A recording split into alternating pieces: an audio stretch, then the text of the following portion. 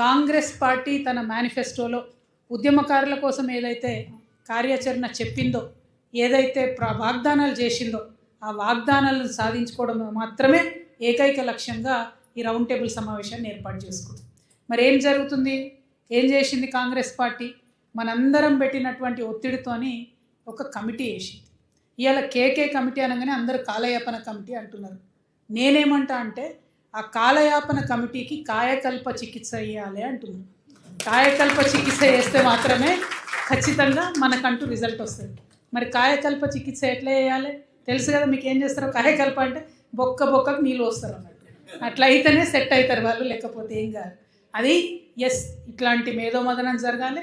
దీని ద్వారా సమాజానికి చెప్పాలి మనం ఎంత బాధపడుతున్నాం, వాళ్ళు ఎంత కాలయాపన చేస్తున్నారు, దానివల్ల పడుతున్న ఇబ్బందితో మనం టేకప్ చేసే ఉద్యమ కార్యాచరణకు ప్రజా ఆమోదం ఉండాలి. కాబట్టే ఇవాళ రౌండ్ టేబుల్ పెట్టుకున్నాం. ఇవాళ మీ అందరి సమక్షంలో నేను ఒక ప్రతిపాదన పెడతా ఉన్నాను. రేపు జూన్ 2వ తారీఖు రేపు ముఖ్యమంత్రి గారు ఏం మాట్లాడతారో చూద్దాం. ఆయన ఏమంటాడో విందాం. ఒకవేళ ఉద్యమకారులకు సంబంధించి ఏదైనా విస్పష్టమైన ప్రకటన ఇస్తే అప్పుడు ఏం చేయాలి అనేది ఆలోచిద్దాం. కానీ రేపు కూడా కాలయాపన చేసి మభ్యపెట్టేటటువంటి మాటలు చెప్తే రేపు జూలై 2 నాడు కరెక్ట్ నెల రోజుల్లో ఉప్పల్ బగాయత్లో ప్రభుత్వ భూమి 350 ఎకరాలు 350 ఎకరాలు ఉన్నది. మామూలుగా లేదు, 350 ఎకరాలు. అన్ని సంఘాలకు ఇచ్చేది వంగ కూడా ఇంకా భూమి ఉన్నాడు. అది మేము ఆల్రెడీ భూమి చూసి పెట్టినాం, 100 సార్లు రెక్కి వేసి పెట్టినాం, ఏం చేయాలో ఆలోచించి పెట్టినాం.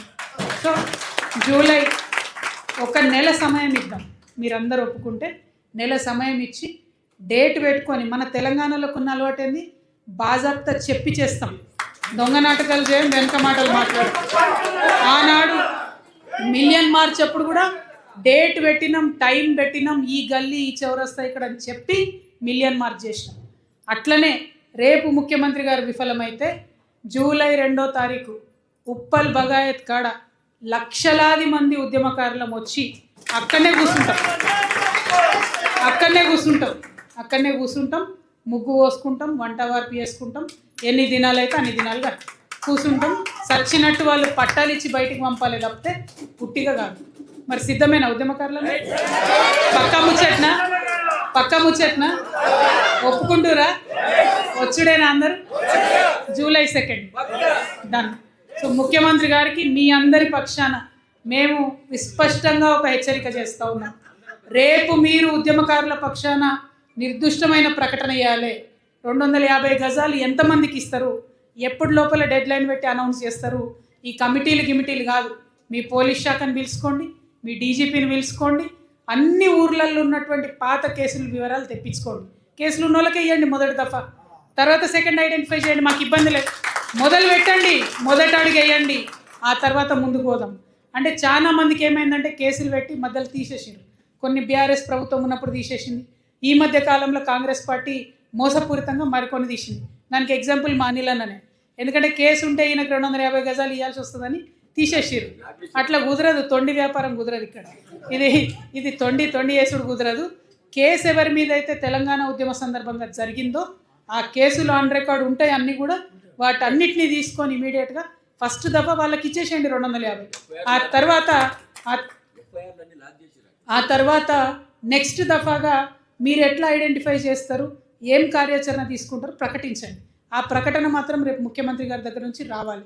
రాకపోతే జూలై 2వ తారీఖు నాడు హైదరాబాద్ నగరం మహాసముద్రం అవుతుంది, ప్రజా సమూహంతో నిండిపోతుంది, ఉద్యమకారులతో నిండిపోతుంది అనే విషయాన్ని హెచ్చరిక చేస్తూ ఉన్నాం. ఇక రెండో విషయం, మనకు ఉద్యమకారులకు ఇచ్చినటువంటి హామీతో పాటు అమరవీరుల కుటుంబాలకు స్వతంత్ర సమరయోధుల హోదా ఖచ్చితంగా ఇవ్వాల్సిందే, వారిని గౌరవించాల్సిందే. 1200 మందిని కూడా ఐడెంటిఫై చేయాలి. 580 మెంబర్స్ని ఇదివరకు బీఆర్ఎస్ ప్రభుత్వం 10 లక్షల రూపాయలు ఉద్యోగం ఇచ్చింది. అట్లా కాకుండా మిగతా వారందరినీ కూడా ఐడెంటిఫై చేయాలి. వాళ్లకు ప్రాథమికంగా ఆ గుర్తింపు ఇవ్వాలి. వారు ఇవ్వని పక్షంలో అమరవీరుల కుటుంబాల పక్షాన మేము ఇదివరకు కూడా మాట ఇచ్చి ఉన్నాం.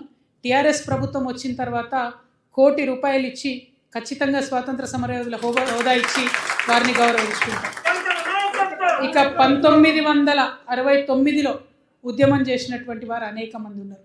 వారు ఆనాడు కాపాడిన ఆ దీపాన్ని కాబట్టే ఇలా రాష్ట్రం అనేటటువంటి స్వప్నం నిజమైంది. కాబట్టి 1969 ఉద్యమకారులు ఎవరైతే ఉన్నారో వారిని, వారి కుటుంబాలని కూడా ఖచ్చితంగా గుర్తిస్తాం, గౌరవిస్తాం, ఆర్థికంగా హార్దికంగా అన్ని రకాలుగా వారిని కూడా ఆదుకుంటామని ఈ సందర్భంగా నేను తెలియజేస్తా ఉన్నాను.